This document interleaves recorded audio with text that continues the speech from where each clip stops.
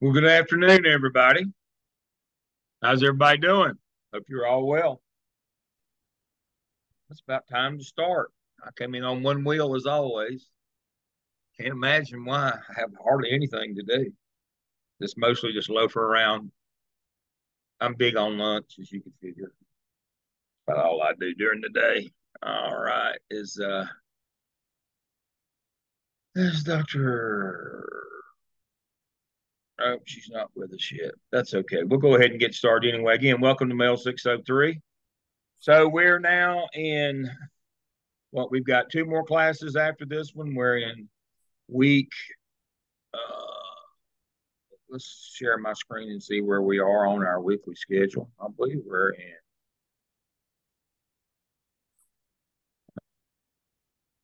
there we are. We're in week 9. So that means we got this week. We have class again next week on liability, and then we wrap up with your last case study. So I'll talk to you more in depth about. I've talked to you already about your last case study. As you know, it's about EC inclusion model, but it's about more than that. You know, one of the connections I hope that you will make is if you read the case study, you got a lot of parents who are concerned about regular ed parents who are concerned about the inclusion model. Well, now, if we remember our law, we have these parent nights for the EC parents and kids. But one of the things that schools sometimes don't do is have parents' nights to explain to the regular ed parents how things work. And you know that's one of the goals of the skip is to communicate with parents better so they know what's going on and have them in. And so this case study uh, exemplifies the perfect opportunity to have the regular parents in and explain how the inclusion model works where in the classroom where their regular ed kids are alongside exceptional children. And so that's one of the connections that I hope you'll make. There's other connections from both of the two courses that you've now had in the MSA program. There are connections all the way through. I hope that you will highlight those connections and understand that this is more than just simply parents complaining about how the inclusion model is run in their school. There's a lot of different pieces and parts of it. We'll talk more about it next week once I'm sure that you all have met and kind of discussed it the first time this coming week, and then I like to meet, talk to you about it the week before as you meet then to put together your final presentation. It doesn't do me a lot of good to cover it until you've actually met and talked about it. So we'll do that next week. All right. So tonight we're going to do We Are Normal 2, which is our third case study, and we'll start with our presentations in just in a minute. As we always do, I want to make sure I highlight the things that I've seen in your work this week. So again, I want to remind you when you start putting your final skip together, again, when you're putting your final graphic, your first graphic organizer for task 2 of the skip, and then of course the final one for for task 3 of the skip where you do your marketing plan. Persons responsible means persons. It doesn't say titles or positions responsible. It says persons responsible. And so it should say Dale or Jolynn or Dion. That's the thing that we got to understand is when a principal puts together a school improvement plan, that's what you folks are learning to do. You did the academic piece in the app cell. You did the professional growth plan or the human resources piece in the app tell. We this semester we're doing the OMA. Got people's names on that master schedule, and now we're doing the skip again. We got to know who's going to do what, where, when, and why. That's what an action plan is. We can't just put teachers. What teachers? When are they going to do it? And the other point I want to make: fiscal resources. Resources needed fiscal. That means money. That means dollars. How many dollars? And one of the things that is a hard and fast rule in North and South Carolina on a principal, it's a legal requirement to do a school improvement plan every year. You know that, and a budget. Those are two legal requirements that you have to do as principal. It's under 115C288 in North Carolina. You have to produce a school improvement plan and a budget. Now, and the reason why you have to do the budget is that money has to be reflected in your budget that you're going to use in your school improvement plan. And one of the hard and fast rule of school improvement plans is you cannot put anything in your plan that you don't have money on hand already to pay for. Let me say that again. This is a hard and fast rule, both states. You cannot put anything in your school improvement plan that you don't have money on hand to pay for that's reflected in your budget. You can't say, well, we're going to do this if we get this grant. Nope, that can't go in there. That's hope. That's not a plan. Remember, you know, at this phase, when we do a school improvement plan, it is not hope. It means we got the personnel and we got the money to pull this off. That's what plan means. That we want to do it, we've applied for a grant. That's just hope. You can't turn hope in. They'll send it back to you. I'll just tell you right, I've had to do it. I've had to do it. This is just hope. You know, I can't submit this to the state, but you don't know who's going to do it. You don't know. You're just hoping to get the money. Doesn't work that way. The state will reject it back to the district. District will reject it back to you. And so you've got to understand. You've got to identify who's going to do what, where, when. Specifically, the timeline you're going to do it, how you're going to pay for it, and what personnel it's going to take. Those are non-negotiables in a school improvement plan in the real world. All right, so that's that. I can close that and move on from that. So let's review our work this week. I'd like to congratulate Treva, who has joined Larissa and Kishona for completing the CAP. So she's our evidence star of the week. And our stars of the week for our discussion board posts, which are we're 5 into 6. So for discussion board post number 5, Dion, she was very thorough in her explanation of how discipline works and due process at her school. You'll like that one. Again, it's in discussion board. You can read it. Now, Sherry was well developed. She did hers from a procedural due process standpoint. She went right down the line. Very well. Excellent job, Sherry. Michelle did hers well documented from a substantive. This is how you do it kind of thing. And so both of those, they were kind of two sides of the same coin. Both very well documented, both Sherry and Michelle. So excellent job. And Dion was very thorough in the whole process of it. So those three, you'll enjoy reading those 3 posts. Now for discussion board post 6, one of the things I liked about Stephanie's was she clearly defined everybody's role. Again, I love plans, folks. You know that about me. I don't like hope. She clearly defined everybody's role. I thought that was great. Excellent job. Michelle, again, well documented hers. Pam, she had a really good, she developed her narrative explanation of what you would do. I really liked Alicia's because she did a little extra. She did an excellent outline of the proper way to plan and execute a field trip. Excellent. She went a step further. That was great. Again, it's a plan. You know, she had all the individual steps of the planning of a field trip. I really like that. So I think that's it. So our stars of the week for 6 were Stephanie, Michelle, Pam, Alicia.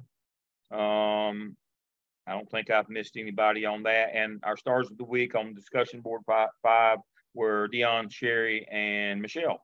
So excellent job on those. Again, everybody's was great. I'm not saying anybody, but these had a little something extra in them that maybe that wasn't even asked for, but they took it and went a step further with it. I love that kind of stuff. I love it when you're thinking ahead a little bit. You know, if you think ahead, you rarely get blindsided.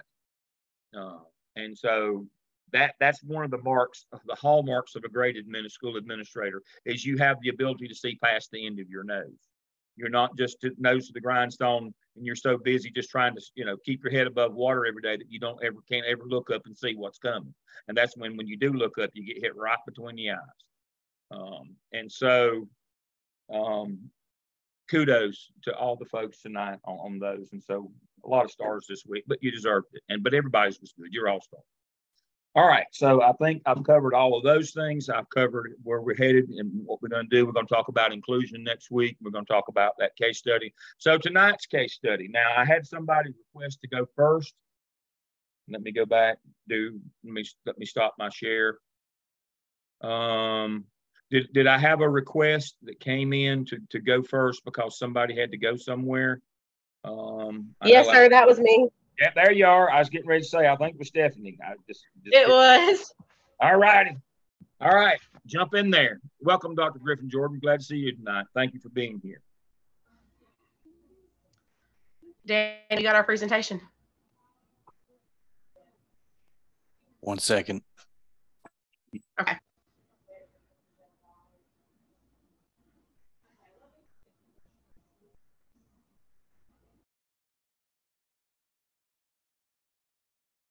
My computer is giving me fits. Can you, Larissa or Stephanie, can you pull it up?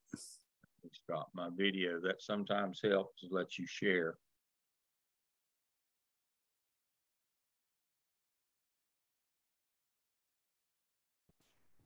Larissa, you pulling it up?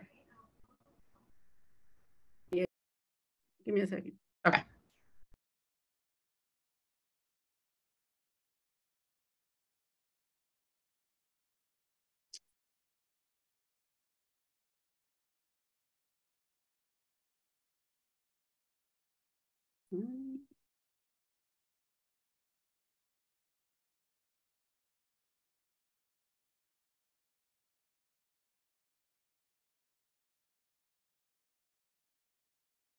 I don't even know if it's gonna come up.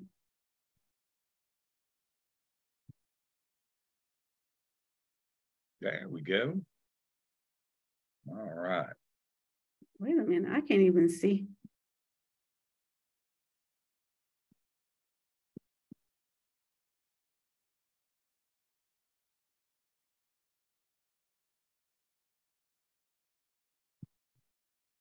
I can't even see the screen. Larissa, I think I can pull it up now. Okay, so let me stop. Sorry for the technical delay. Technology. We're good. All right.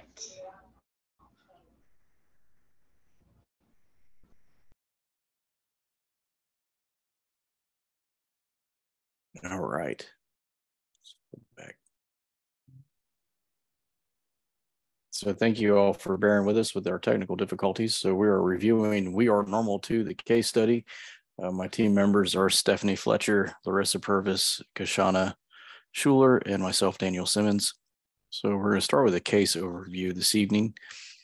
Our case is that we have two students, Jimmy and Willie, two male students, are involved in a romantic relationship. And some of the issues that we've seen are the public displays of affection with hand holding and kissing, the plan to attend prom together, and they've also requested to have a day of diversity, a day of silence, and a gay straight alliance club at the school. There's been some negative reaction from the students and parents. The student body has petitioned to cancel prom if Jimmy and Willie attend as a couple, and parents are calling the school and contacting the principal using offensive language regarding Jimmy and Willie, along with a petition and to boycott. We also have the principal's approach, Mary Lou. She's met with the students, Jimmy and Willie, without the parents present. She's then met with the students and the students' parents, and she used some terminology, some phrasing of talking to the parents about please speak sense to your children and also the danger of the relationship. And then she also requested Jimmy and Willie to resume the relationship after graduation. The issues that we saw with this is that what is the public display of affection policy with the school? Is there any state, district, or school policy that's regarding a permitted or prohibited public displays of affection? I looked in Wake County Public Schools here in North Carolina, and the only language they use towards public displays of affection is within reasonable expectation. There was no real grounds for what is a public display of affection, what is permitted, what is prohibited. In Wilkes County, they did have a PDA policy, and they had a very clear guidelines about you can hold hands, but you can't do this, and this. If you do these violations, then there's a step 1 where you go to ISS and we contact your parents immediately. So it doesn't appear like there's a public display of affection policy here within the school at Mary Lou's. We have the negative reaction from the students and the parents. Before you go any further, Daniel. Yeah. If we look at the state manual that we looked at a couple of weeks ago, we'll use North Carolina as an example. Does North Carolina list that as one of the infractions that are not allowed in school? I don't recall, Dr. Lamb. I shouldn't put you on the spot like that. They do. Now, if your district chooses not to make that a part of the code of conduct, that does not change the fact that you can't do PDAs according to the state. That is, the state again defines the unacceptable behaviors, the reportable offenses, and the persistently dangerous ones. They're the ones that do that.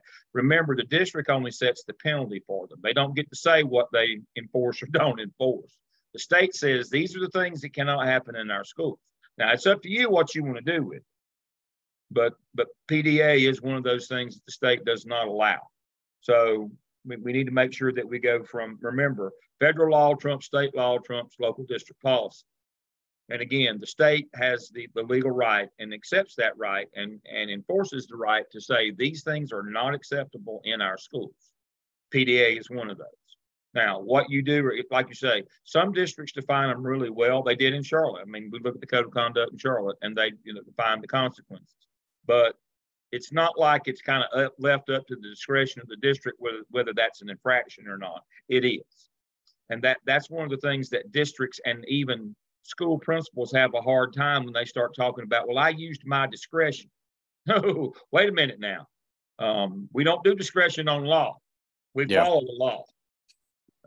And so we don't have any option other than to enforce that there will be no public displays of affection. Now, what we do in terms of how closely we define it or what we do in terms of the consequences for it, that's a different story. That's up to the local. But now the state says that we don't allow that. So again, that's why we went over that, or Dr. Griffin Jordan went over that manual with you so well, in that you don't get to choose which one of those you pick and choose to enforce or not enforce. That is not an item you get discretion on.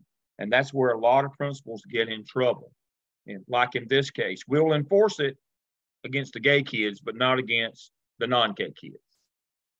And if that can be easily, and usually it can, prove in a court of law, it will not go well for you. And so that's the notion here is you ignore what the state manual says at your peril. In terms of reporting and enforcement, you ignore it at your peril, because when the lawsuit comes, the attorney for the plaintiff will use that state manual to beat you soundly about the head and shoulders. So that it's your best friend, but it can be your worst enemy if you don't follow it. I want to be very clear. Sorry for the interruption. Please continue. Not a problem. So we'll have an issue of the negative reaction from the students and parents with a student to petition to cancel prom, which is discriminatory. The parents calling the school and using offensive language, that definitely sounds like bullying and discrimination. The principal's response are definitely an issue. I don't think she's done her homework in any way, shape, or form, as she's quickly responding to the phone calls, letters, and emails without having any sort of basis on research on what the policy is for her response. She also hasn't contacted her superintendent. She's fearful of threatening behavior. She's definitely concerned about the negative publicity, and she wants it all to go away very quickly. All right. So Daniel, would you say that we've already seen misfeasance, malfeasance, and nonfeasance? That's absolutely correct. We're about to get to that in the next slide, sir. Thank you. I thought I might set you up on that one. That's all right. So Mary Lou's negligence. We were looking at nonfeasance, misfeasance, and malfeasance. Again, just to reiterate what nonfeasance is, it's the failure to perform an act required by law. Did not contact the superintendent. She's has not involved a school counselor or social worker in any of this. She's not taken any positive action for Jimmy and Willie and the overall student population. She's also not researched state district policy before responding to the situation. She's also not including if there's bullying or harassment going on, she's not including law enforcement for investigation purposes. Right.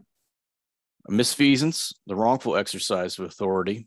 Mary Lou is not using equal application of policy regarding the public display of affection. So you can't go after one population and disregard the actions of another population. You have to equally apply that policy. Also, wrongful use of exercise of authority. She's requesting that Jimmy and Willie hide the relationship until after graduation. I think that's undue use of her authority and asking kids to do something that's not appropriate, as she perceives, or maybe as the other population perceives as inappropriate. She's also not contacting that superintendent. She's got these petitions and boycotts coming from the students and the families, but she's not taking this up the chain of command. And then malfeasance, that's the wrongdoing by a public official. She's not upholding the students' protected rights under Title IX. She did not call law enforcement for cyberbullying or harassment. She's intentionally not upholding the law in hopes that the issue goes away. And also due process. If there's a policy in place on PDA, she's not contacting Jimmy and Willie's parents immediately about the situation that's going on. All right. And also on that last one, please note, there is a violation of federal law intentionally going on here as well under malfeasance, FERPA. What would that be? FERPA is Family Educational Privacy Act. Yes. What is she engaging with in discussion of with other parents? Students' names. Yeah, exactly, Stephanie. She's discussing other kids with other parents. Is she allowed to do that? No. No. Absolutely not. Absolutely not. Now, one of the things before we go any further, and you know how we always try to hit the high points in the first presentation, please remember, this is not just about gay kids. This is about any protected class of students. They all, this would apply to any protected class of students. So you can say, well, as long as I don't have gay kids, this won't ever affect me. No, any protected class of students, all these rules apply the same for all of them that you just see on the screen here, including FERPA. Don't forget FERPA, because that's the one that gets you the quickest, is when you're talking about other people's kids and they find out. So make sure that. Now, we talked about heckler's veto, where we can't say, well, I'm going to take your rights away because these people over here might do something harmful to you. Well, then punish them. Don't punish the victim. That's heckler's veto. That's also a violation of the law to do that. So, we've got that in here somewhere as well. We could kind of pick which one of these categories, but don't forget,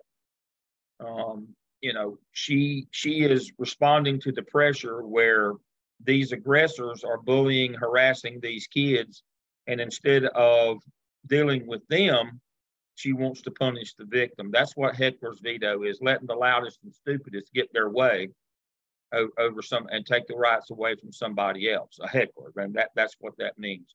That one also fits into this one, and it could fit into any of the three. I could argue that it fits in any of these three. It's kind of an overall theme of the case is heckler's veto.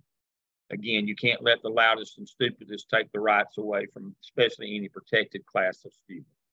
Very good. Continue, please.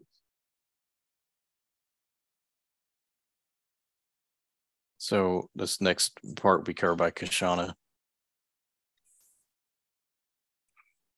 So one of the questions was, will you consider Mary Lou's comments to veil a threat, and why or why not? So we came up with yes. Her Mary Lou directly expressed some concern about the harmful consequences of Jimmy's and Willie's relationship when it comes down to their peers.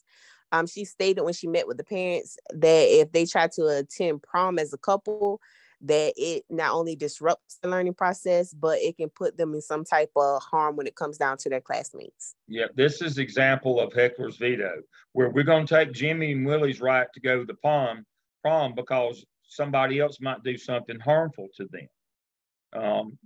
So yes, when you invoke heckler's veto, the loudest and stupidest get their way. It is a veiled threat because you're basically conveying the threat that they've conveyed to you onto them. If you show up, they're going to beat you up.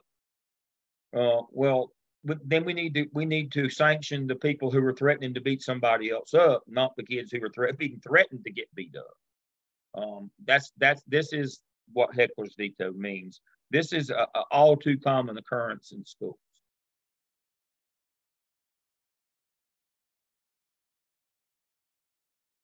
All right, so I had Mary Lou's responsibilities under the law. One, she needed to report to superintendent immediately, as well as law enforcement. I think they said like by the end of that day or by the end of the next business day. But especially by the end of that day. All right, Larissa, you're exactly right. This is, there's two different ones, and it says one says report to the superintendent, and one says report to law enforcement and the superintendent.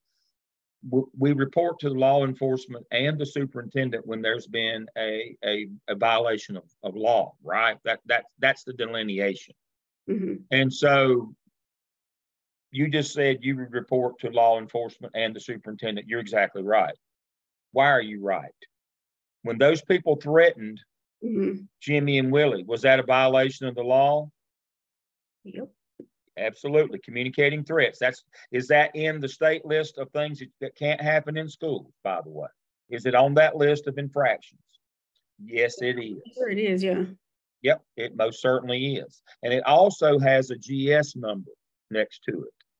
What does that mean? That means it's a violation of the law and you have to report it. Anytime there are 4 UB unacceptable behavior infractions that don't carry an RO reported to law enforcement, but what they do carry is a suffix that says general statute and the general statute number. That means it is a violation of the law. And you're supposed to be smart enough to know if this occurs, it's one of those things I have to call law enforcement about. I'm going to show you that when we get between, but that's a point to remember. There's 4 of those. I know it's an anomaly how it's listed, but you got to understand that if it's got a general statute number behind it, you still have to report it to law enforcement and then the superintendent. Remember, there's 2 statutes in 288. One says report to the superintendent. One says law enforcement and the superintendent. It's one of those that has to be reported both to both. You're exactly right. Excellent. Excuse me. Also, a responsibility was that she needed to ensure that same-sex couples are able to date, display affection, and attend dances and other school functions on the same terms as all other student couples.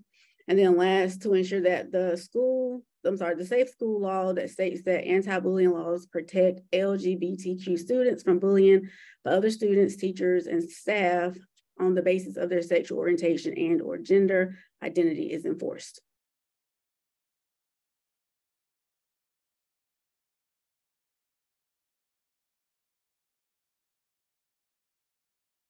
Did you skip 9? I think that's yours, Daniel.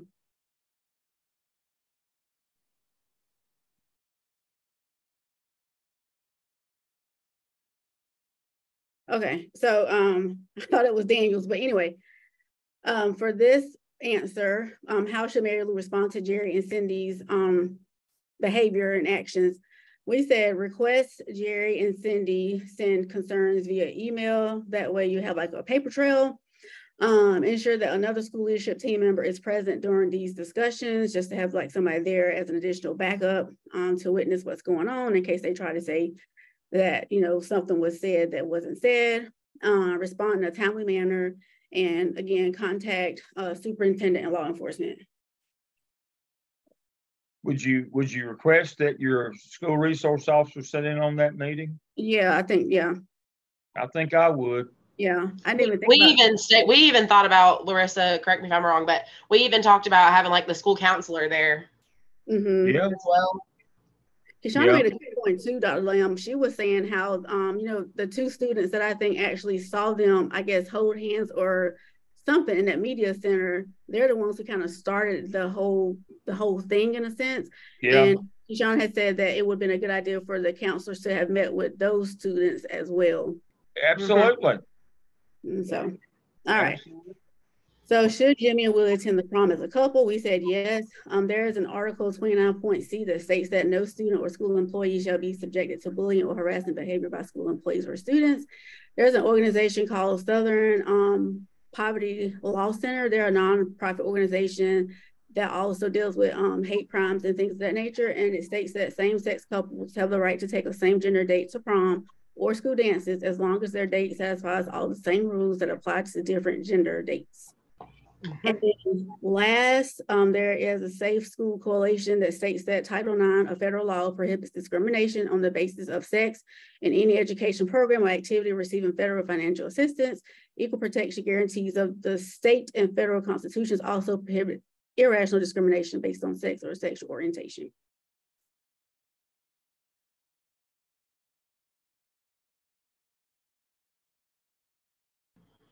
All right, I think these are mine. So we, as a group, kind of went through the different laws together addressing bullying.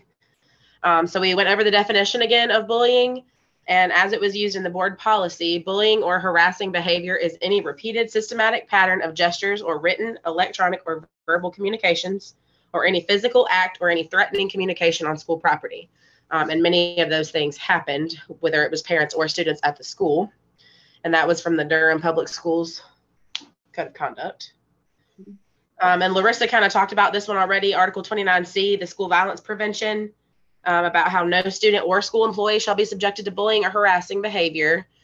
No person shall engage in any act of retaliation against a victim, and a school employee who has witnessed or has reliable information shall report the incident to the appropriate school official. That chain of command.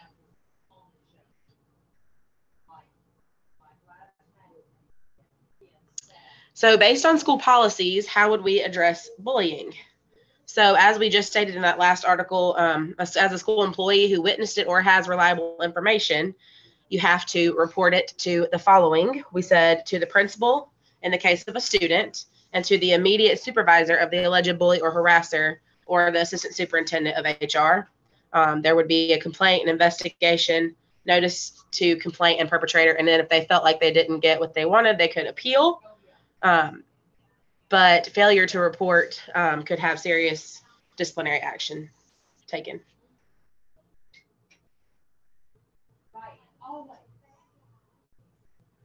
And we also talked about cyberbullying because we felt like this could quickly spiral with the different like name calling and all that and all the stuff going on in the community.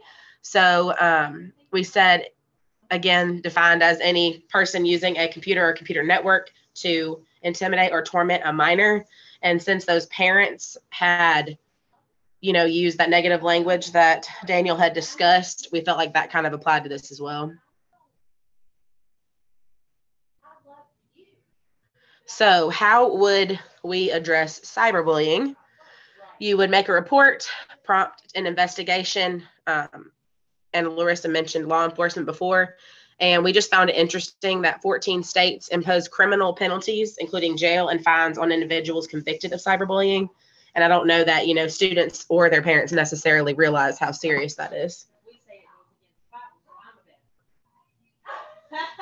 Under the law. So Dr. Lamb, these are just some quick did you knows. So the U.S. Constitution guarantees all people, including LGBTQ people, equal protection of the law. Public schools can't single out LGBTQ students for negative treatment just because school officials disapprove of being gay or feel uncomfortable around people whose gender identity or expression is different from theirs. When it comes to peer conflicts and abuse, courts have made clear that the federal constitution prohibits public schools from taking bullying and harassment any less seriously just because the targets are LGBTQ. And then lastly, discrimination based on perceived sexual orientation or gender identity violates your constitutional rights, as may discrimination based on your friendship, family relationship, or other association with LGBTQ people.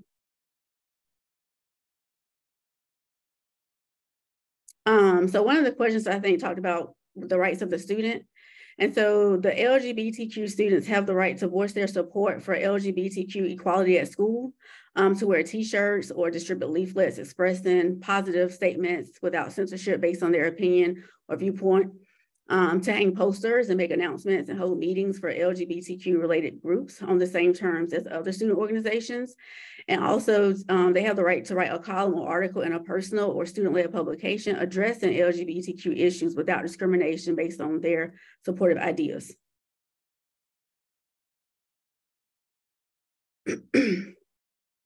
So I looked at some Title IX information, and I noticed that they have like revisions going on. I didn't know that they were still working on, this Title IX. But this was from Education Week from last year in June. And so the Biden administration have gone in and they have made some revisions. And so I just kind of broke some of those down. So the proposed rules revisions aim to protect victims of sex discrimination, sexual harassment, and assault by providing broader definitions and revising the standard schools use and when complaints. The proposed rules revisions would for the first time broaden the definitions of sex discrimination and harassment to include sexual orientation and gender identity. And then that's just like a case that took place in Georgia, and it talked about establishing that sex discrimination includes sexual orientation and gender identity in federal employment law. And then last, the proposal revisions also makes it clear that schools cannot prevent a student from participating in a school's education program or activity consistent with their gender identity.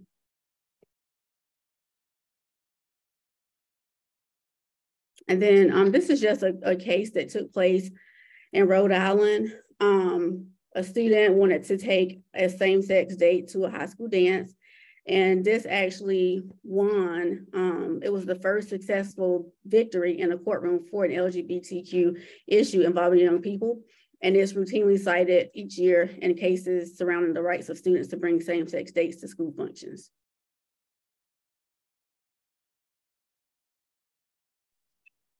So the 4 paradigms of ethics. So it came down for justice. We said Mary Lou tried to address the concern for the students, which were Jimmy and Willie, and their parents when she called for a meeting.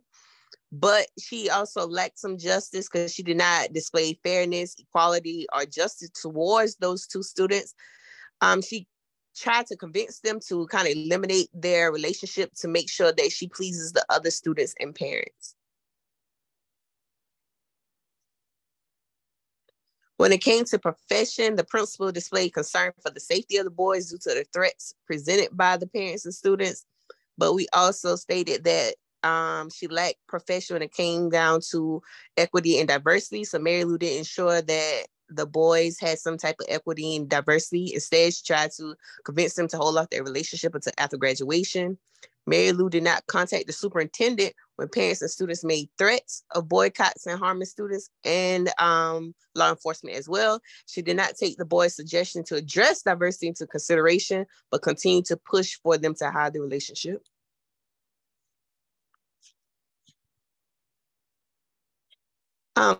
Mary Lou tried to show a little bit of concern towards the student body when she briefly discussed safety.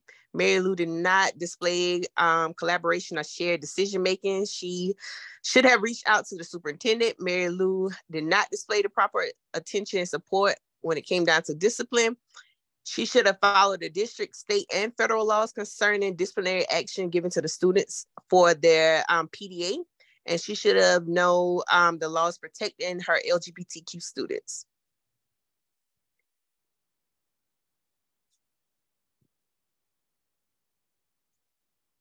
And the final one was critique. So she had some corrupted morals.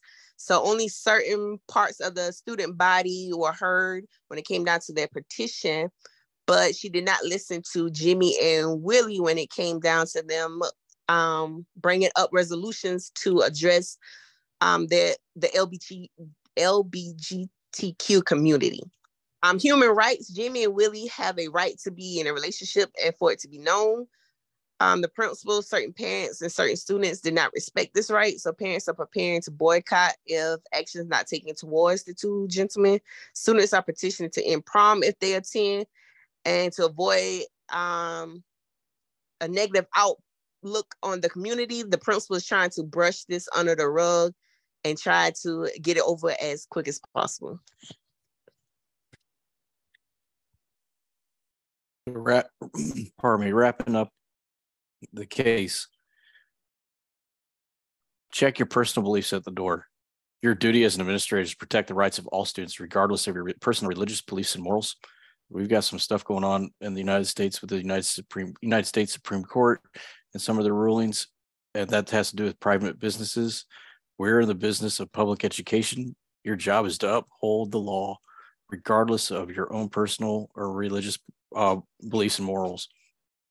I'm kind of reminded of the quote by Mohandas Gandhi, and also a character in the play The Boys Next Door, Lucian P. Singer, and paraphrasing it, the society is judged by how it treats its most vulnerable members. Doesn't matter what member of society that is, your job is to make sure that they are protected and treated equally. And then last of all, if in doubt, check the policy or law out.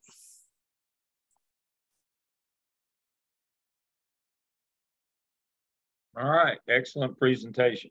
My two closing thoughts before I go to our principal and residence expert. This is a perfect example of antecedent behavior. So little things become big things if you let them get out of control. I can't know or guarantee that this wouldn't have gotten this far down the road if they were stopping the displays of affection. But yeah, public displays of affection, but I'm sure it will if you don't. And the other is one of the things that I'll take off on kind of what Daniel said. You got to be a champion for all students, not just the ones you like or the ones who you agree with. Your job is to be a champion for all of them. Dr. Griffin Jordan, if you'll kind of close us out on that one, I'm going to pull up that manual. We're going to look at it before we go to our next one quickly here. Okay, sure. This case study, this is a very good case study. You as an administrator will at some point deal with situations, of course, of bullying, but even with the LGBTQ population, and especially with, I believe Daniel mentioned what's going on with the Supreme Court and the laws that are changing right now. As an educator, you're going to have to, even if you don't like to look at the news a lot, you're going to have to keep up with the news. Times are changing, things are changing, whether they're temporarily changing or permanently changing. You just need to be made aware. And whether you agree or not, if it is the law, if the Supreme Court has said something, or if it's a federal law stating what you have to do for now in the public school system, you have to follow the law. On the same token, it is very important that you and your staff make all students at all times feel welcomed, supported, and loved. Make your school safe spaces for your students. They're going to need your support more than ever right now. As far as the case study, a couple of things that I did point out. It was noted that Mary Lou pretty much was trying to appease everybody. She was talking to the boys, maybe you need to do this, maybe you need to do that. She was talking to the parents. She was trying to be on everybody's good side. That is a good way to lose your job. I need for you all to know that you're not, as an administrator, you're not going to make everyone happy. So kind of separate yourself from that and look at the law. Make sure you know your district's policies. Make sure you have a contact person, whether it be your superintendent or your area superintendent, to kind of talk to about things that you're unsure of, but make sure you're always following the law first. And then you can explain the law to those parents or staff or students that may not understand or agree with you. You can sit down and explain the law so that they know that it's not you personally, you're following the law. And just make sure that you're fair and you're not being discriminatory. As it was mentioned earlier, I think Stephanie pointed out that there are serious consequences that may result from cyberbullying. You need to, even possibly at the beginning of the school year, meeting with students and parents, when you're talking about your behavior expectations, let them know that, and parents especially, let them know that there are consequences. Cyberbullying is just as harsh of a form of bullying as physical bullying, and is taken very seriously. Okay. Excellent. So back to the original point that I made is that UB, excessive display of affection, is banned by the state. You have to enforce that. Now, let's remember our two standards for this course when we talk about legality: arbitrary and capricious. Now, what that means is we can't arbitrarily enforce that against the gay kids and not the non-gay kids. We have to enforce it on everybody. We have to make sure the little things don't become the big things. Because if we allow it among the same sex, the different, the couples that are heterosexual, then we're going to have a lot of these other reportable offenses or potentially dangerous. We're going to get all the sexual crimes that go on if we let it get out of control. And so it is. And so we know RO is a reportable offense. We have to call police first and then the superintendent. We have several of those, but this is what I was talking about as well. This one most specifically goes with this case. While communicating threats is a UB, unacceptable behavior in the eyes of the state, you notice that there's a general statute suffix at the end of it. That means it is a violation of general statute, violation of the law. So that means we still have to report that to law enforcement, although it doesn't have an RO prefix. We have to involve if we got parents coming in and issuing threats to kids, we have to involve our resource officer because it says so right there. Disorderly conduct, affray, these things that are, there's 4 UBs and another one is burning of a school building, right? Or there's 4 of them. So we have to know the rules. We have to know the law. And again, excessive display of affection is against the state policy. Your local code of conduct should cover it. If they don't, you still have to do it. And again, when somebody comes in and issues threats of any kind, whether it be students or whether it be parents, you have to involve law enforcement because this is a violation of the general statutes of your state. So, we got to make sure. Now, I'm going to go back again. Let me stop my share. I'm going to say this again. I continue to circle back to the case of the lady up in Kentucky that refused to give a marriage license to the gay couple. And everybody just, they just applauded her and you go girled her until it got to federal court where they just absolutely wore her out. And then none of those people could be there to be found. And to Dr. Griffin Jordan's point, you better be paying attention to what's going on. These laws are getting a lot stiffer. They're getting a lot more inclusive. And you're the one that has to follow through with those. That's one of the things that was said in this case. Your job is to uphold the law. Nobody can give you permission to break the law. And even though the people in your community might like it if you did, they're not going to be with you when you're standing in the dock at the Old Bailey when you're on trial. And you do not want to have to go to the federal courthouse in Charlotte. As I've told you, not only is the parking abysmal, they talk to you really ugly when you go in there too. Dr. Lamb? Yes. Real fast. So, you gave us that handout. Well, I mean, it's available to us. It's called the lesson plan, role of a principal. Yes.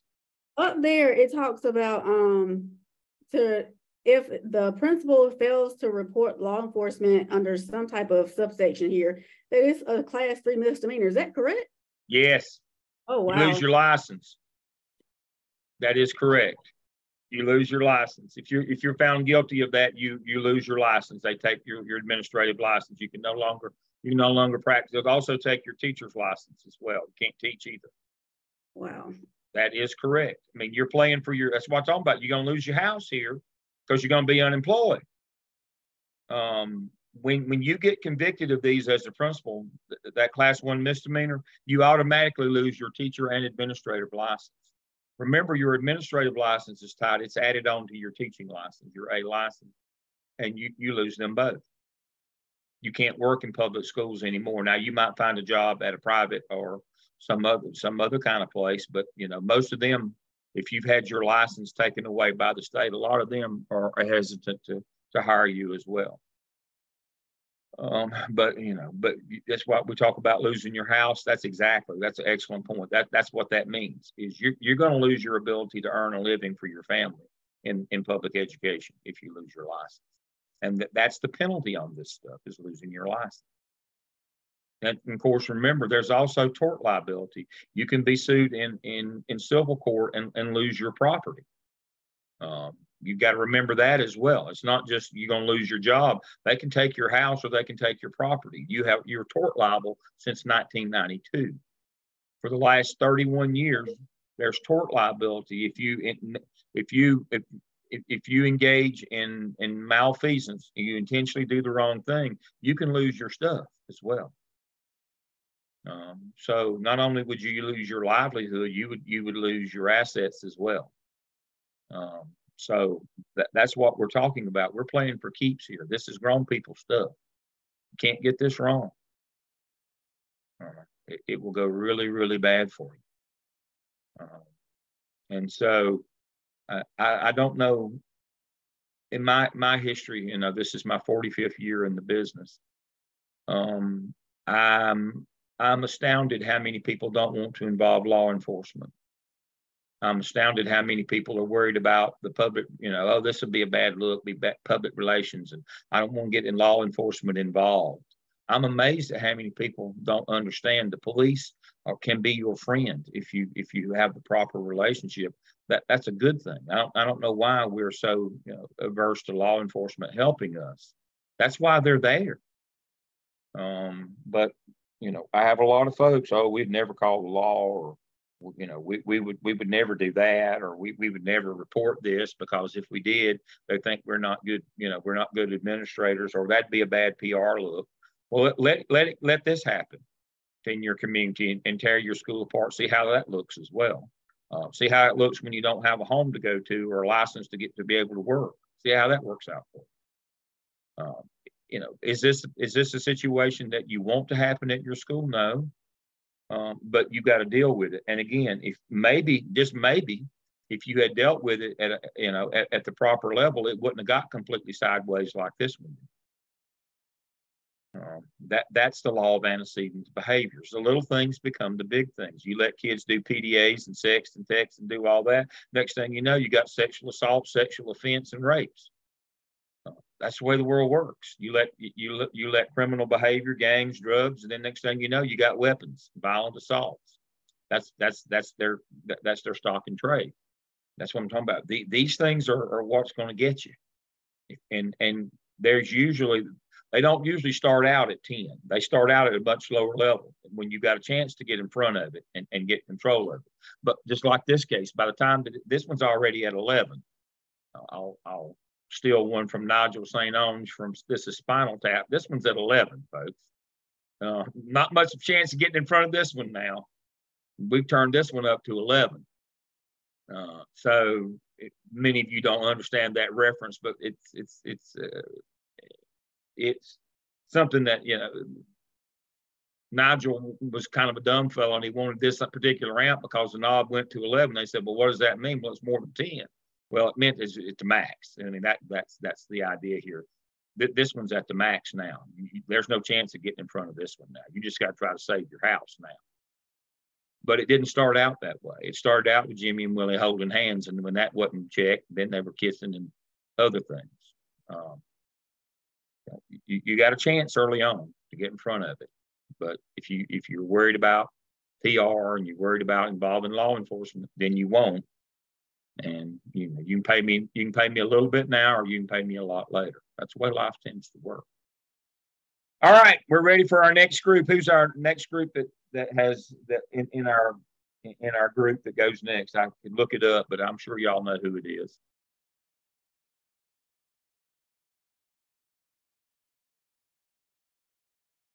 We don't have any volunteers. Our group can go. There you go. I was going to call on Alex. All right, I'll share. Excellent. Let me find it.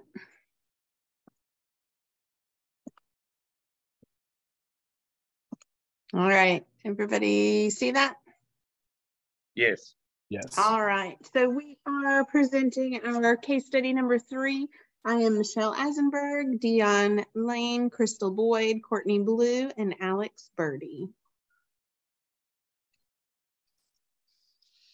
Okay, so the case Mary Lou, principal at a high school, is made aware of homosexual students engaging in public displays of affection and their intention to attend a prom together. This causes a public outcry on the part of parents and their fellow students. Y'all can hear me, right? Yep, Okay. I'm good, Dion. Questions for the case study. Would you consider Mary Lou's comments a veiled threat? What are Mary Lou's responsibilities under the law? How should Mary Lou respond to the concerns of Jerry and Cindy Hudson? Should Mary Lou allow Jimmy and Willie to attend prom as a couple? How would you address or minimize bullying and cyberbullying?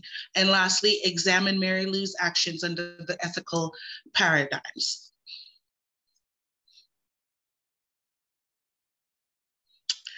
So the first question, would you consider her comments a veiled threat? Yes, Mary Lou's statements can be viewed as veiled threats and were motivated by fear of negative publicity. So specifically when she said displays of affection and their intent to attend the prom together were disruptive to the learning process, she seemed to be implying there that they might be in some way trying to violate school policy, possibly the PDA code of conduct violation, but not attending prom together is a completely different issue. It subjected them to possible harm from classmates, and they need to understand the danger they courted by their actions. All those statements can be viewed as a veiled threat by Mary Lou. Additionally, Mary Lou's lack of mentioning of what the school's response to the threats being made would be is in and of itself, to me, a veiled threat. The solution to her seemed to be a preemptive, it's on you if something happens stance.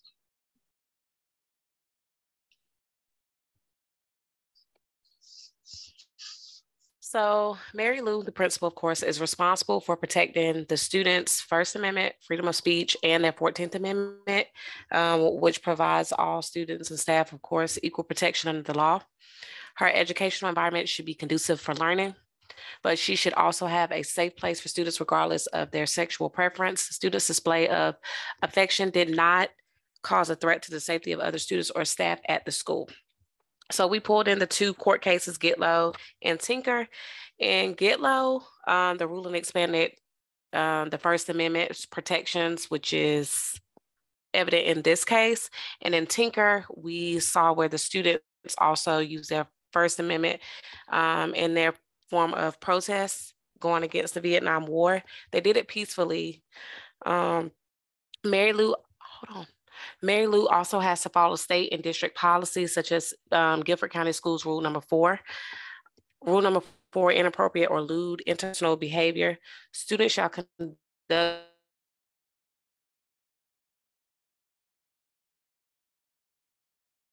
determined by the principal and will not be allowed. Lewd, illegal, or sexual gestures or acts, even if consensual, will result in a serious consequence. So how is Mary Lou going to respond to the concerns, if you can even call them concerns, of Jerry and Sydney Hudson? So first off, as the principal or as any educator, anybody in education, you may not discuss the matter with the Hudson family because of privacy restrictions under FERPA. They are not their parent or guardian. So this is kind of a non-starter to begin with. And then again, reiterate to the maybe she could reiterate to the Hudsons that it is our responsibility to protect the rights of all students, regardless of their personal opinions. Just like Daniel said, you have to leave that at the door working in public education. And I do want to put this in there because if she had done what she was supposed to do by contacting the superintendent and other district personnel, she could have also communicated to them that the appropriate district personnel were aware of the objections by the community. But because she failed to do that as well, she really just didn't have a leg to stand on when the Hudsons came with all of those objections. So she was really just playing behind the 8 ball the whole time here. And should Mary Lou allow Jimmy and Willie to attend the prom as a couple? Jimmy and Willie should be allowed to attend the prom. Administration cannot withhold the prom from them. This is a violation of the Equal Protection Clause, which is in the 14th Amendment, where schools must treat everyone equally, regardless of gender, race, ethnicity, or sexual orientation. That goes back to some of the cases that was already mentioned, Frick versus Lynch, which in that case, the decision was made to uphold the right of Aaron Frick to bring a same-sex date to a high school dance. And in Tinker versus Des Moines in 1969, the First Amendment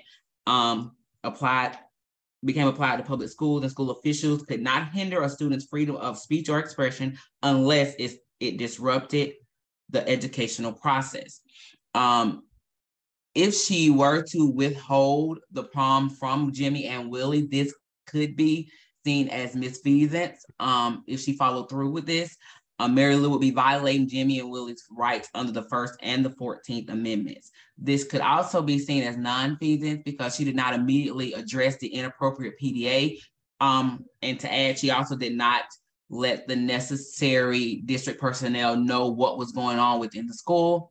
And she also committed malfeasance by threatening them with the heckler's veto.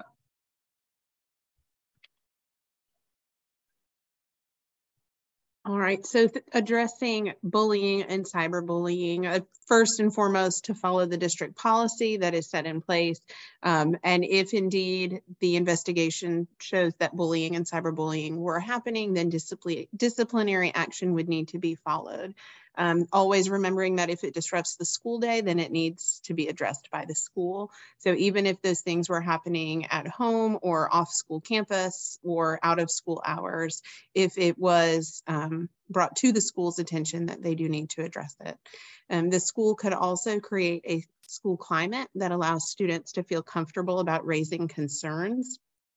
They can also ensure that the student support staff, such as counselors and social workers, are available to students, and the students know how to access those supports.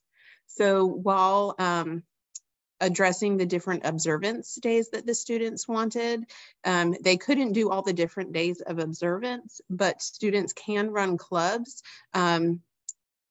They can be established on school campus to prevent antecedents from becoming bigger incidents. And so the big thing is if students see something, make sure that they say something, and that's students and staff.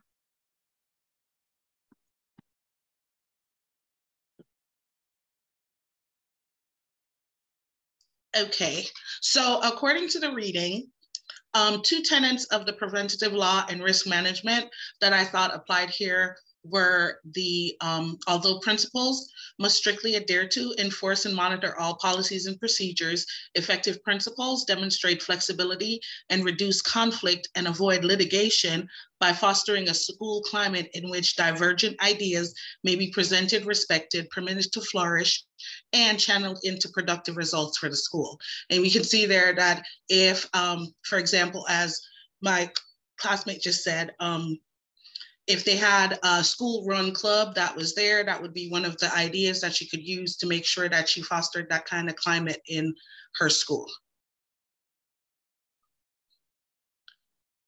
The second was number 5, knowledge of precedents, constitutional compliance, information, needs, enhances crisis and motivational management and monitoring. Effective principals understand the legal ramifications of precedent-setting cases and consider the significant protections provided to students, teachers, and others under various interpretations of the Constitution while making decisions.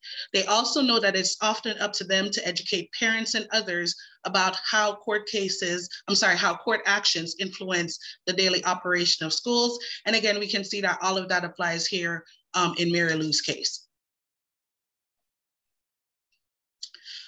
In looking at the paradigms themselves, justice, I looked at fairness, equity, and justice. By relaying the veiled threats and encouraging Willie and Jimmy not to attend prom, Mary Lou was not practicing any of these. She's not showing them fairness, equity, or justice. Care, I looked at concern and connection, attention and support, discipline and prodding. While Mary expressed concerns about the boys' safety, she lacked connection with Jimmy, Willie, and their families. She did not give the attention and support the boys needed. She did not mention disciplinary concerns based on the threats and public outcry. She also did not seem to prod the student body and parents towards understanding all students have equal protection under the law in schools. Critique, I looked at social class. The incident offense type did not warrant the suggested action type Mary Lou proposed to the boys and their parents.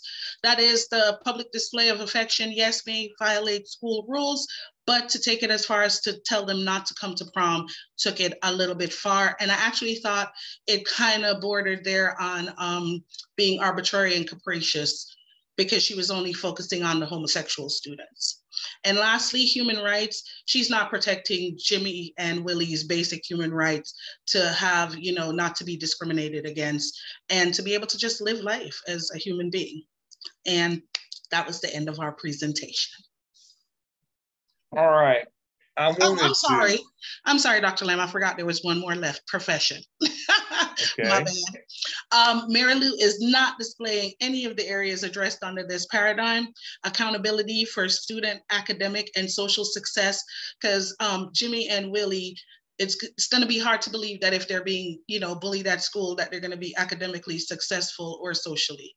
Model principles of self-awareness, reflective practice, transparency, and ethical behavior. And again, she doesn't seem very self-aware, and her behavior is questionable at best, ethically. Safeguards the values of democracy, equity, and diversity.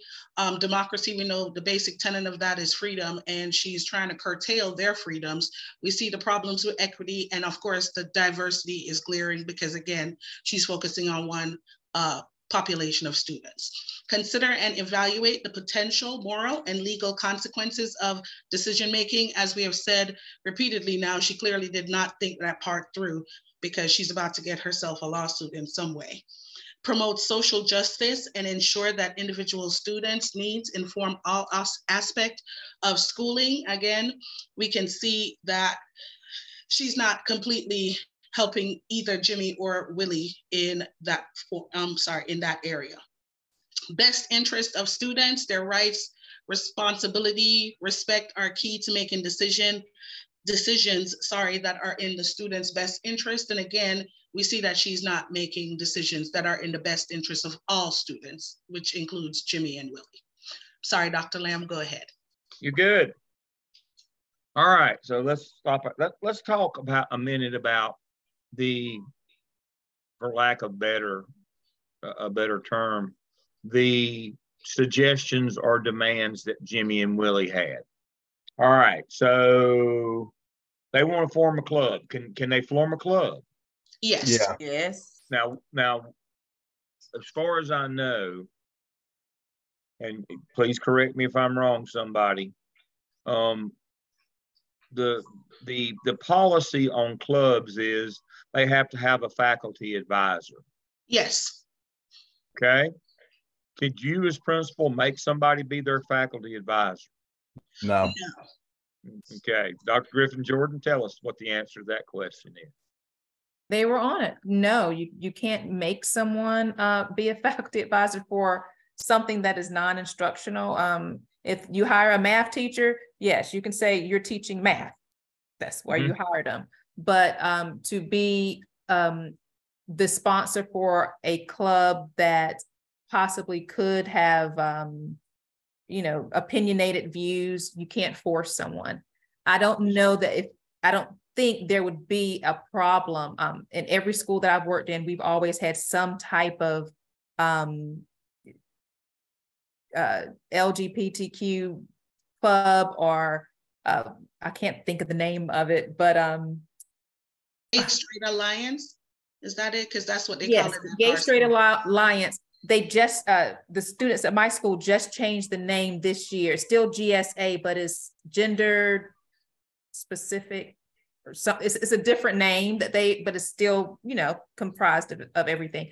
We've always had multiple faculty members to volunteer for those clubs. So you shouldn't have a problem with it, but please don't force someone to be sponsoring a club. There you go. Well, can I ask you this, Dr. Lamb? Because a lot of times we get voluntold things. This is one of those things you better not voluntold somebody. Right. Okay, because that's been a thing with, that I'm aware of in schools where they want all the kids to be in clubs, so they make it, the staff is small, everybody has to have a club. I would like to say that I do. My school doesn't have sports. We need some outlet. So yeah, I do tell my staff, you need to sponsor a club. Everybody needs to sponsor a club. We have chess club because I've got a teacher that loves to play chess. We've got volleyball club. I got a teacher that loves to play volleyball. It gives them the opportunity to connect with students in a way that they want to. And then you have some students that are going to teachers, because I've told the students, go to your teachers as well. If you want to, you need a faculty advisor. If you want to have a club, go to a teacher and ask them if they would sponsor your club. So we have teachers that initiate it, but then we also have students that initiate the clubs as well, and they go to the teachers. But it's all voluntary as far as what club you do. But yes, all of my staff members, they are sponsoring a club either together. We have the knitting club, we have the running club, we have the quiet room club. I mean, we have a club for, everything. Mm-hmm. So it's a way to get them to bond, but it is their choice. I just wanted to clarify that because I know there are circumstances at schools that are smaller that you get voluntold a lot. Yeah, but you shouldn't voluntold somebody to do this one. Yes, it should be something that they're interested in doing. So now here's my next, and this will be the last one, and we'll move on.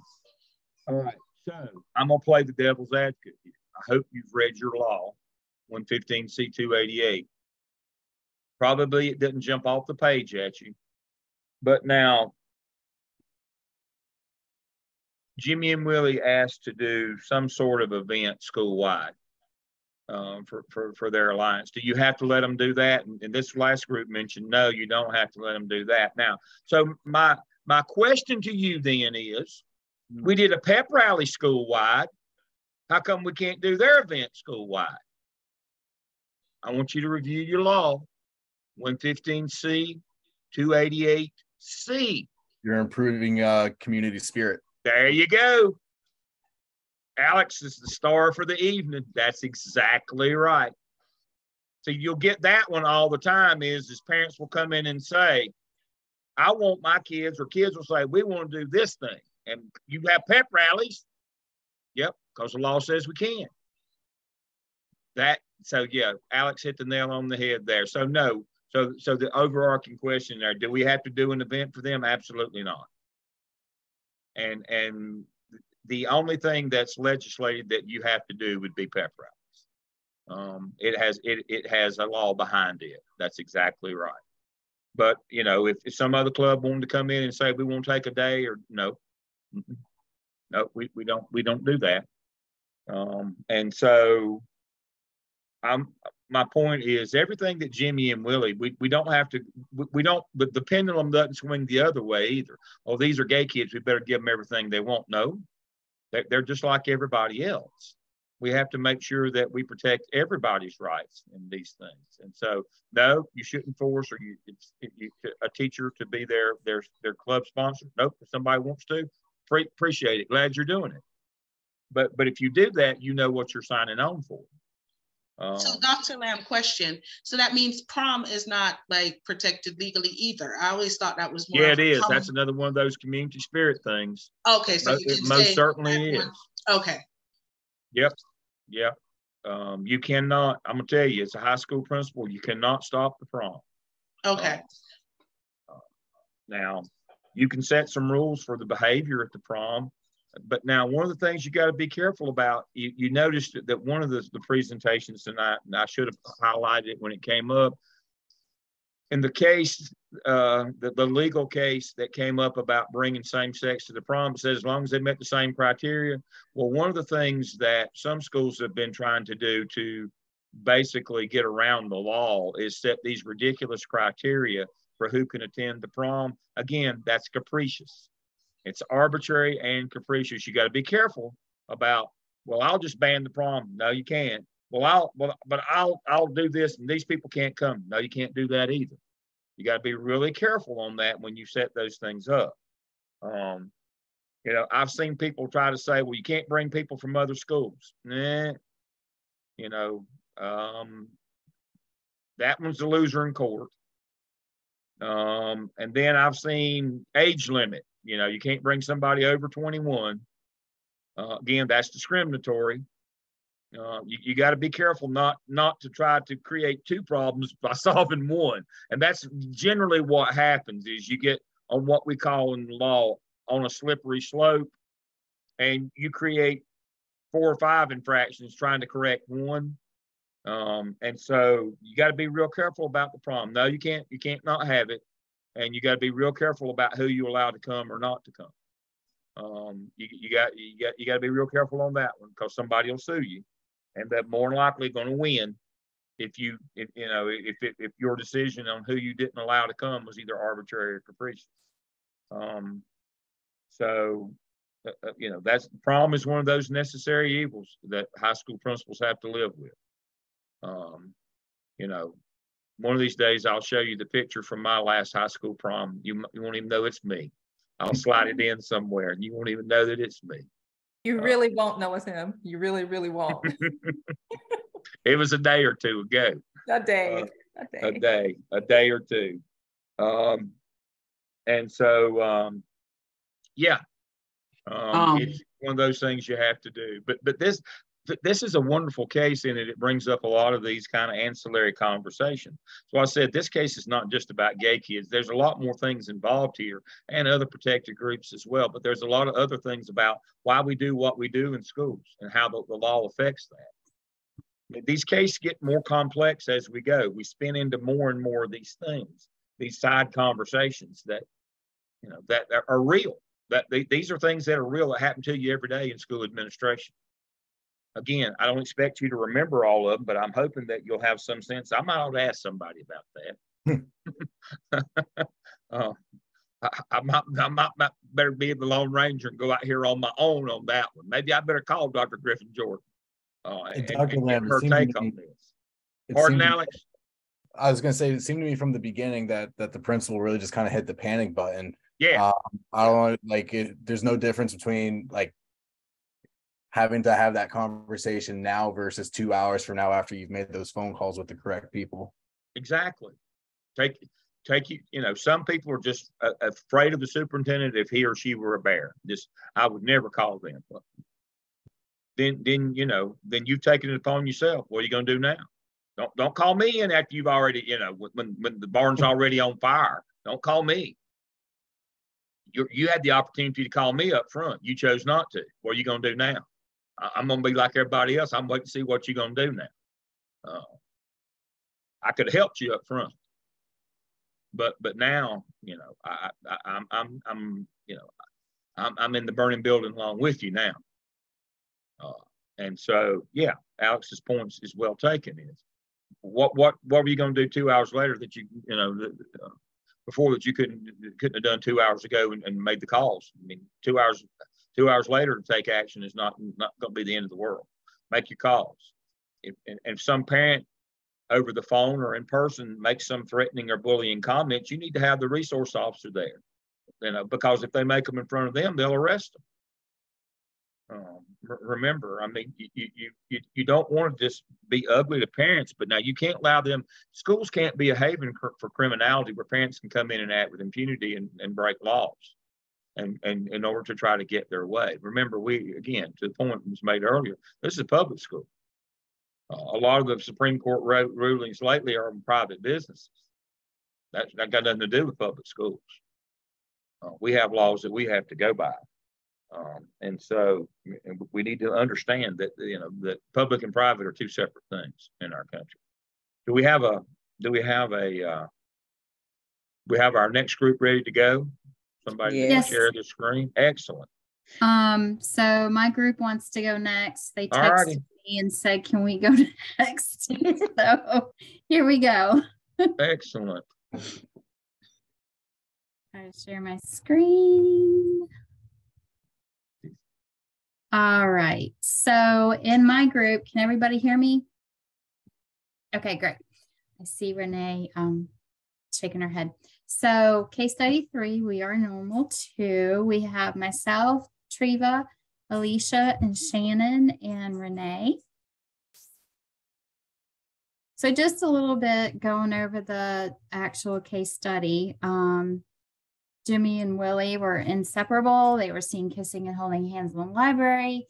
The principal met with them and informed her that they weren't going to stop showing their PDA. Jimmy also informed the principal that he was going to take Willie to the prom. Parents called the principal and were going to lead a boycott if she didn't take action. Students also were beginning to do petitions if the prom wasn't going to be canceled. The principal met with the students and parents and told them that their PDA and their intention to attend prom as a couple were disruptive to the learning process. The principal urged the parents to speak sense to their sons. I can't believe she said that, but she also asked them to wait until graduation to resume their relationship. And the parents of the boys emailed the principal and let her know that her comments were a veiled threat that infringes on Jimmy and Willie's First Amendment rights of free speech. The boys wanted to form a day of diversity where they wanted to educate the other students so they would understand that they are normal too and have feelings. And then they also requested to organize a day of silence where students would remain quiet for the entire day, which I don't think you can do, but No. And raise awareness on behalf of gay, lesbian, bisexual, and transgender students. The students wanted to form a gay straight alliance as a student club activity. So we also did a nonfeasance, misfeasance, and malfeasance slide. So nonfeasance, is the failure to perform act required by law. So she did not contact the superintendent or even the school's lawyer.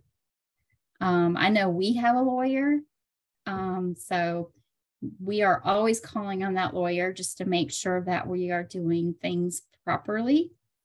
There was no involvement of the school counselor or even a social worker, anybody like that. The principal did not address the PDA to begin with, and she did not respond to the situation per any state district policy. So misfeasance, wrongful exercise of authority. She was going to ban them from prom. The principal requested the students hide the relationship until after graduation. And malfeasance, wrongdoing by a public official. Did not uphold the students' rights to protect them. And then administration hoping that the situation would just go away, and did not contact the parents of the students. Due process was not given. And then question number 1, would you consider Mary Lou's comments a veiled threat? Yes.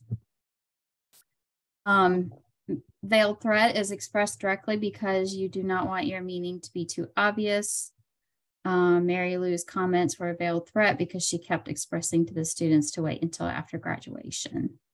And of course, she urged the parents to speak sense into their kids. Okay, I think Alicia's next. Okay, what are Mary Lou's responsibilities under the law? She should have contacted the superintendent, contacted the school counselor or social worker. As Pam said earlier, the law guarantees all people, including LGBTQ people, equal protection of the laws. Treat the students fairly. We're supposed to be fair with all students. We recently had a situation with adults in the building with Title IX. So I reached out to my principal about this with the students, and it states Title IX does prohibits discrimination based on sex and education programs and activities. The law requires schools to publish procedures for students to file complaints of sex discrimination, including complaints of sexual harassment and sexual violence. Students have the right to freedom of expression and cannot be banned because of the school's personal views. Students' rights to freedom of assembly.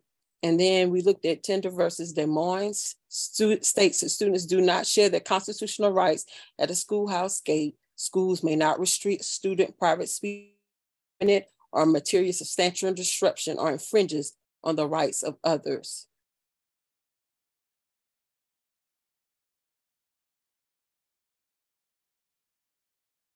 Okay, I can do this one too. So I put this slide in there about the OCR in Title IX, about having, you know, the students have rights like any other student.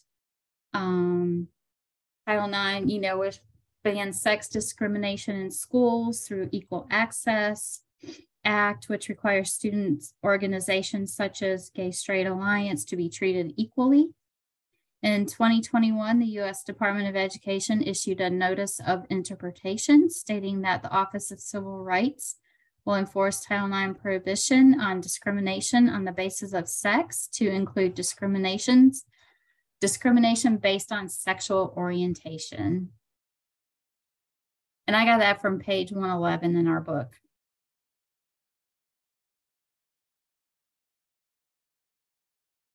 All right. How should Mary Lou respond to concerns of Jerry and Cindy Hudson? Mary Lou should make them aware of schools' policies, refer to FERPA laws, and that she is not legally allowed to discuss other students with them. Let them know about the laws and the First Amendment, protecting the students' rights and symbolic expression. Schools may lose funding if discrimination against these students. Parents are threatened to petition and also boycott. Should Mary Lou allow Jimmy and Willie to attend the prom as a couple? The principal should allow the students to attend the prom as a couple. They will need to follow the school policy along with other students. We must realize that times have changed, as well as social, societal culture as well. All right, minimizing, let me see, okay, I'm muted. Minimizing bullying and cyberbullying. Bullying and cyberbullying in all schools should be prohibited. Bullying and cyberbullying is a Class 2 violation. These students have rights protected under Title IX, which bans sex discrimination in the school. If students participate in cyberbullying, they may have short-term suspension. As a group, we all agree that most of the bullying was coming from the parents, and then other students followed. The principals even seemed like she threatened the boys and the parents by saying she could not protect them. The principal seems like she forgot that those students have rights too. LGBTQ students are guaranteed equal protection under the 14th Amendment.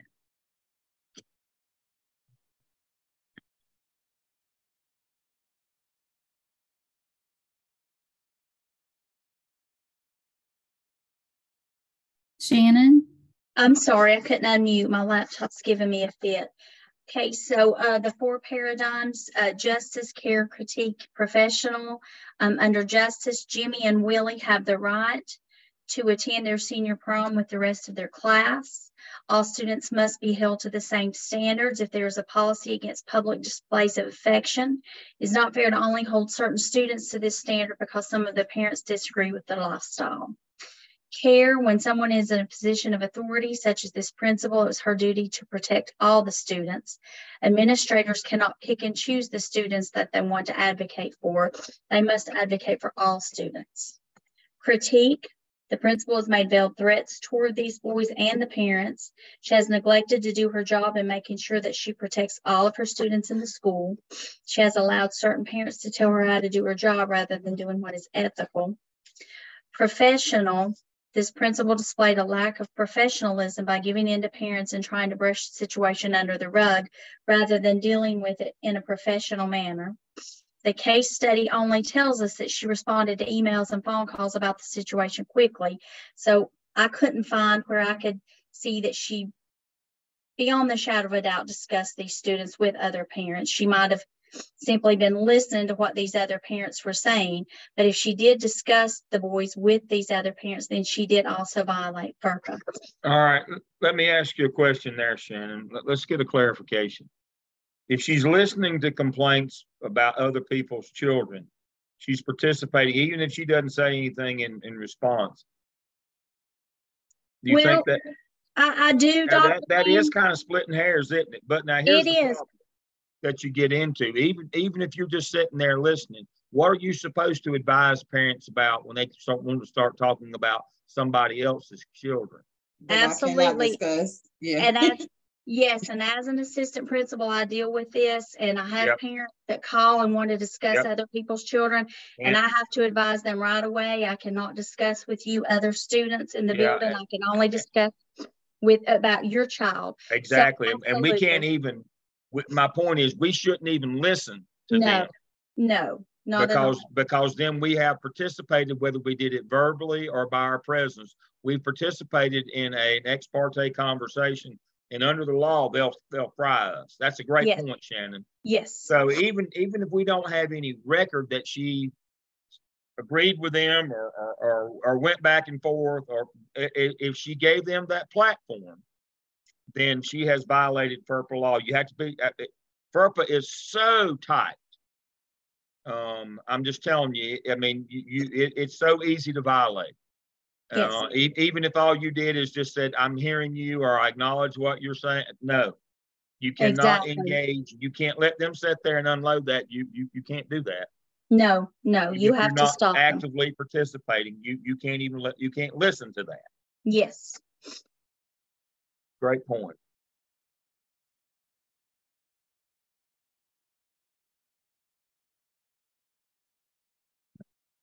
All right. Another excellent presentation. We're doing great tonight. I have a point here. And I know this sounds like a minor point again, but I want to circle back to it again. I started tonight and talked about it. This case is about protected class of students. It could be gay or it could be other things. What are the protected class? Is exceptional children, are they a protected class? Absolutely. EC 504. Yep. Any of the special Title I kids. Yeah, any of the special POPs kids. Now, when you are talking with them or their parents, especially with their parents, and what triggered my thought about this one is when you brought up in this last case when she said wanted Jimmy and Willie's parents to talk sense to them.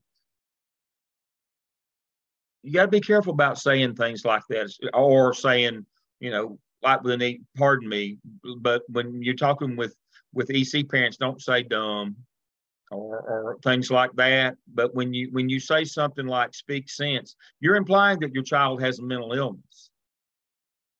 That won't go well for you in court, by the way. That's an actionable offense right there in itself in court. So just like we wouldn't say something about an EC child being dumb or use the R word or any of that stuff, we certainly would not say to a parent, talk sense into your child, because that implies that there's something mentally wrong with your child. Oh, that will not go well in court. So especially, you should do it for every child and their parents, but especially protected class of individuals. You got to be very careful in your choice of words. I mean, very careful. And to Shannon's point, what we're just talking about, if you allow those parents to sit there and vent about somebody else's kids, in the eyes of the law, you have participated in that conversation. You've got to advise those people that I'm going to have to end this if you talk about somebody else's child. You got to protect yourself now, folks. Nobody else is going to be looking out for you but you. These parents will drag you right in it. They'll put you right in there with that. She believes the same way I do, or I told her and she agreed with me, or oh no. Again, they're not bound by the same laws that you are, because they don't work in public education, and so they will throw you right under the bus and run you over with it. So you got to know these things. You can't participate in these conversations. When you are in conversation with the parents of the child affected, be very careful. Be very careful in your language, and don't.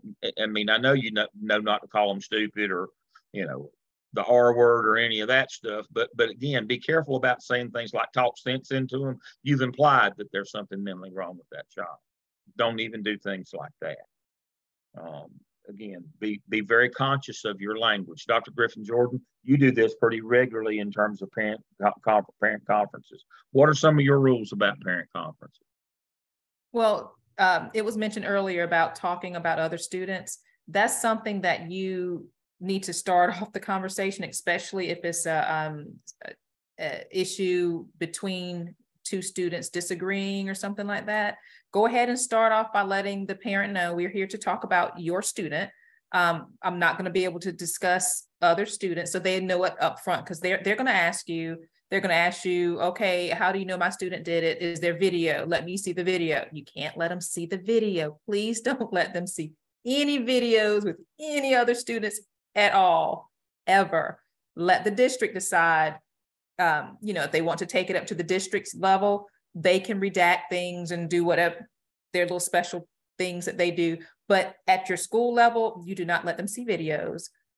You do not discuss other students. You can only discuss their student. And even if you do have to suspend a student and the write-up that's put in Power School, make sure it redacts. We have educator handbook, and it redacts other names automatically.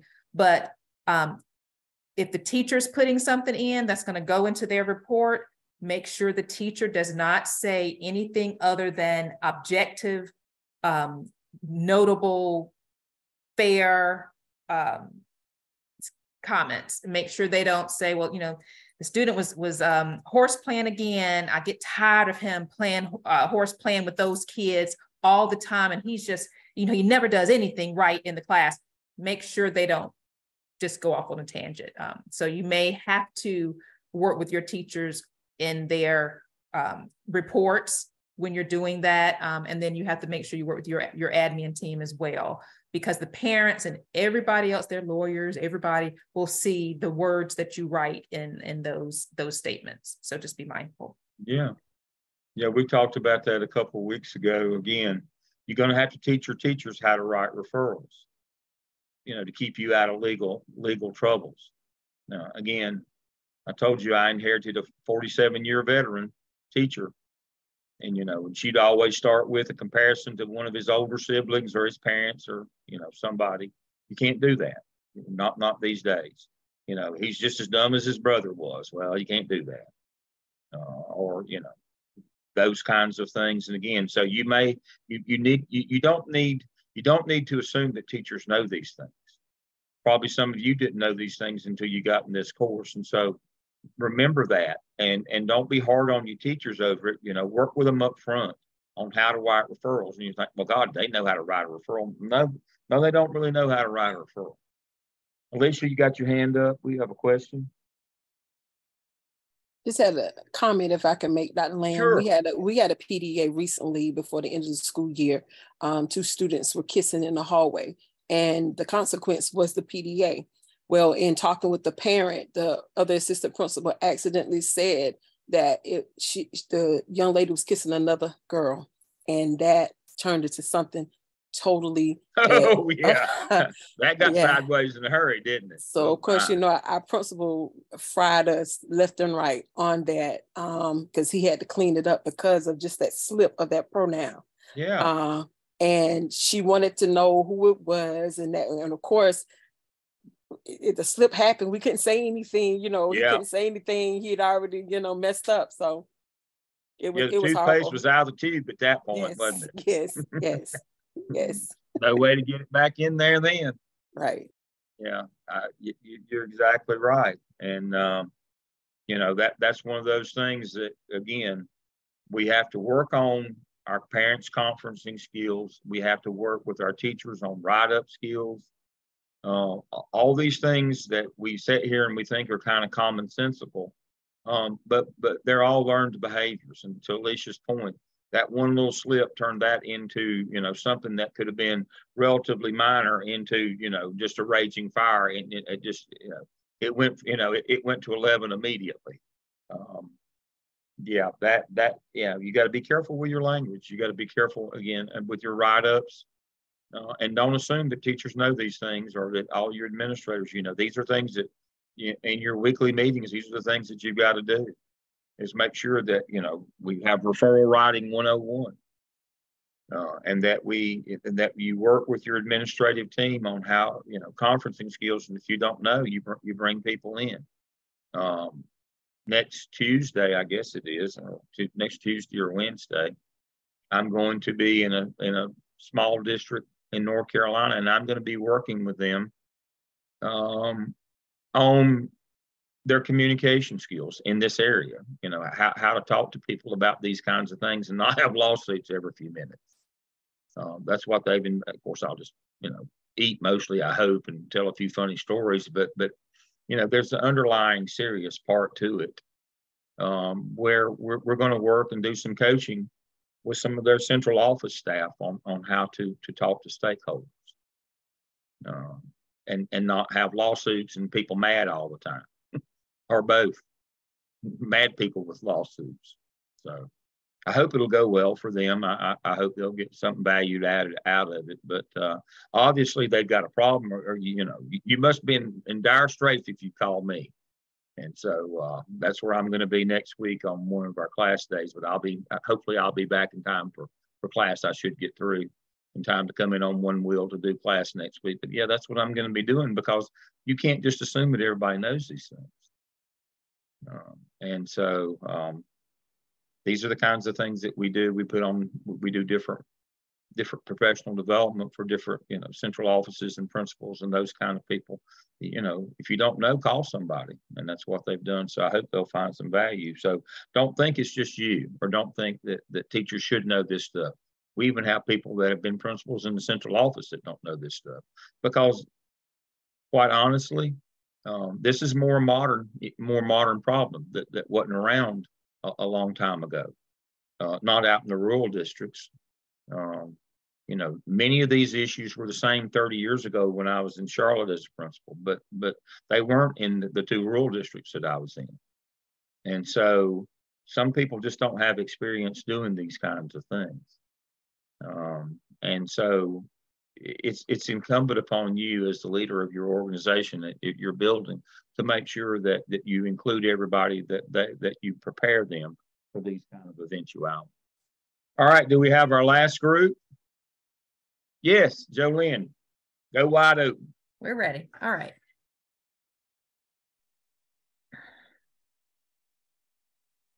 I thought I was ready.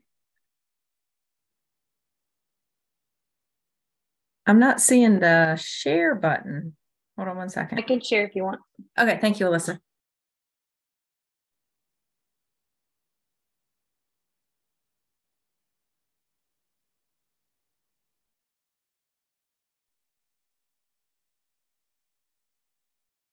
Just kidding. Okay, I found it. Okay, good. There we go. All right, here we go.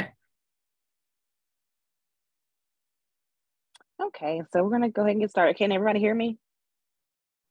Okay, good. All right, so we're normal too. It's myself, Jolynn, Sherry, and Alyssa. So we're gonna do a brief summary, try to keep it as brief as possible. Two male students, Jimmy and Willie, became public with the nature of their relationship at their high school after they were seen kissing and holding hands in the library.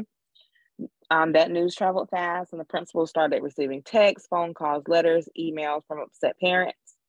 The principal then met with the couple, and they informed her of their plans to attend the prom together, which had been approved by their parents. Two irate parents then told the principal that they would lead a boycott of the school if she didn't take action against them, and they've already started a petition which had gained over 100 signatures. Students also started a petition to cancel prom if they were allowed to attend together. The principal then became fearful of the negative publicity, so she met again with the male students along with their parents this time, urging the parents to speak some sense into their sons to avoid danger, and stated they were a disruption to the learning environment, and suggested they wait until after graduation to resume their relationship.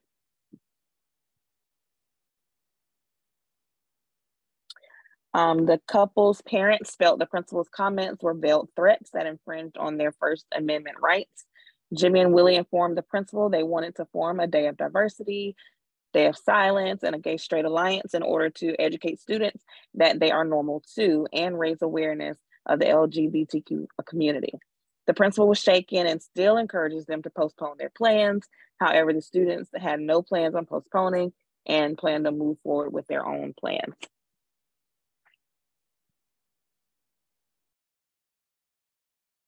Sorry, forgot to unmute. So a veiled threat, what is it? A veiled threat is a threat that isn't directly stated but implied using disguised language or euphemisms, but does not explicitly threaten violence. So like in the case of Frick and Lynch, the principal wrote a letter home actually to families, and number one under his letter is a veiled threat right there.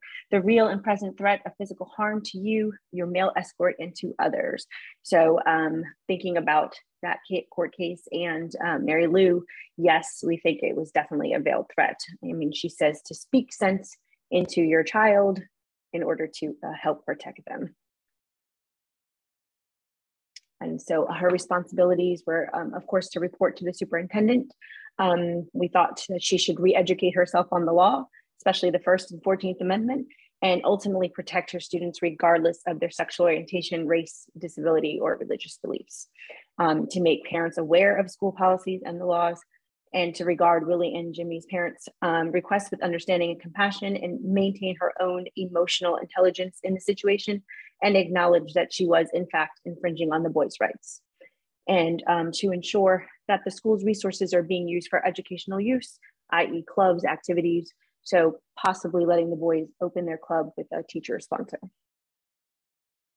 As far as her response goes to the Hudsons, immediately before we even thought about what she should say, she should stop and think. And we said that Mary Lou needs to think about the wording of her response, as she cannot mention names or discuss other students. She also needs to be careful not to let any personal opinions enter or weigh into her response. And then we said her response should be that she should educate the parents on the existing district and school policies regarding PDA, and as well as the law, they're the First and 14th Amendment. We know that, Mary Lou should acknowledge that, yes, absolutely, it is their right. The parents can petition, but they also have the option of not attending the prom or allowing their students to attend the prom. And when the Hudsons used a derogatory term, we two things. We said, let them know that they are on the border themselves of bullying, and that we also feel like she probably should have stopped the meeting right then, not to allow the discourse to get out of hand, because Yes. After all, she's supposed to be an advocate for all students and their rights. And then as far as the results, should she allow the students go? Absolutely. It's their First Amendment right. And carrying it a little bit farther, students can also wear whatever they want. There's no gender conforming clothes or restrictions on that. And that also came up in another court case, McMillan versus, I believe it said Owamba County School District in Fulton, Mississippi. The prom is a non-mandated extracurricular event. Therefore, anyone has the right to choose if they wish to attend. And so if the Hudsons do not feel, they don't agree with the policies of the school, then again, their children do not have to attend. All right, and we also added some bullying and cyberbullying statistics. Students who experience bullying are at increased risk for depression, anxiety, sleep difficulties, lower academic achievement, and dropping out of school. Almost half of LGBTQ students have been cyberbullied, more often victims than heterosexual students. Study in 2019 showed that 87% of LGBTQ students have been bullied at school and 52% bullied online. Students with specific learning disabilities, autism, spectrum disorder, emotional behavior disorders, health impairments, language impairments report greater rates of victimization than their peers without disabilities longitudinally, and their victimization remains consistent over time. 23% of African-American students, 23% of Caucasian students, 16% of Hispanic students, and 7% of Asian students report being bullied at school. And then more than 1/3 of adolescents reporting bullying reported bias-based school bullying. Thank you, Rosa. So then we thought, well, what do we need to do? Because that's 33% of our students, if not more than that. When policies are in place, there is less victimization. We have to speak it so that students are aware of it, so that they know that we don't allow it. Explicit policies should prohibit and specify sanctions, so students need to know what the consequences are if they do decide to tease, threaten, or mistreat other students based on anything, their sexual orientation, gender, identity, whatever it might be. Bullying offline or online must be addressed. We can't let it go unnoticed or unnoted. Educational programs that focus on empathy and perspective taking is helpful.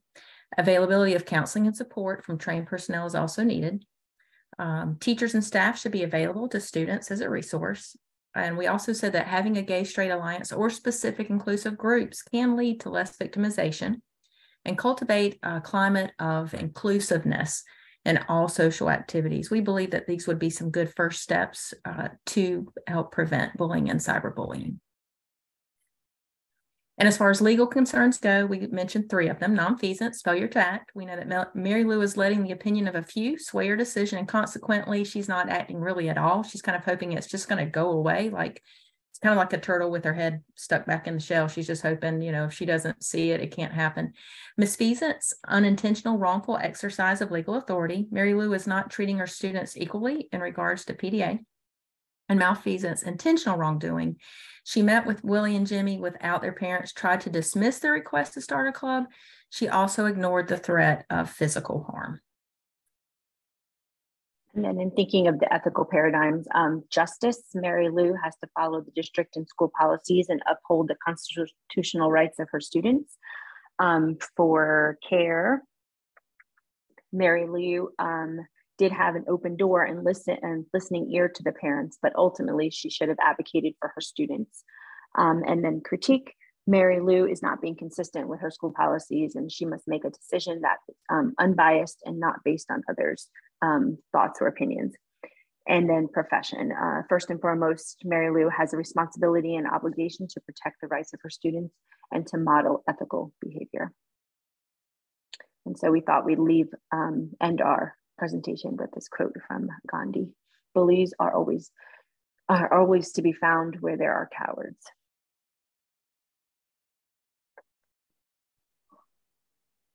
All right. Very good. Again, I couldn't be more pleased with your development with case studies. You now cite legal precedent. You go through these things. You know what you're looking for. You don't get sidetracked by things that are not really relevant to your case. Again, we started out with a case where the principal did everything right. The teacher did everything wrong. Then we had a superintendent who did the wrong thing, didn't know that it was the wrong thing, did a misfeasance. Now we've had a case where a principal did everything wrong: misfeasance, malfeasance, and nonfeasance. Our last case is going to have a lot of these components plus a lot more. But you see that things are getting more complex, but obviously you're getting better at it. And so I couldn't be more pleased. As good as our group was that Dr. Griffin Jordan and I had last semester, y'all are just as good or better. Couldn't be more pleased with you. It's almost like that I'm the chair and get to pick which classes we have, isn't it? But it's just got to be random. It couldn't be that. Dr. Griffin Jordan closes us out tonight. We'll hear from our resident principal who does this every day, who works with these kind of issues in high school every day. Dr. Griffin Jordan. Wonderful, wonderful case studies. One last thing to keep in mind, and it was said, I believe Jolene mentioned it. It is okay to end a meeting. It is okay. You do not have to sit through a parent or someone degrading your staff members, your students. I've had to end meetings before, and honestly, that is a way to get mad respect from your teachers. Like, if a parent comes in, of course, they're more than likely going to come in because they're upset about a teacher and, in the classroom, or even if it is about a fight with a student and, you have other people in the meeting. If they start badgering one of your teachers, counselors, administrators, students, it's okay for you to say, "Excuse me, ma'am, I need for you to, we're going to be, all of us are adults. I need for you to be professional. If you can't, we're going to end the meeting." And if they continue, one time I told my teacher, I said, "Thank you for coming. You can go. Thank you." And they looked as if to say, "You just saved my life," because nobody likes to be talked to bad, just. So that I did want to pick up on that, whether you're dealing with students, whether you're dealing with parents, teachers, it is okay for you as the administrator to end a meeting that is going south, because you don't want it to get there, because then you're going to have a whole bunch of other issues if you allow certain people to be bullied by other people. So that's something, little tidbit to keep in mind. All right. We'll see you again next week. Everybody have a good week. Thank you for joining us tonight. Great job again, as always.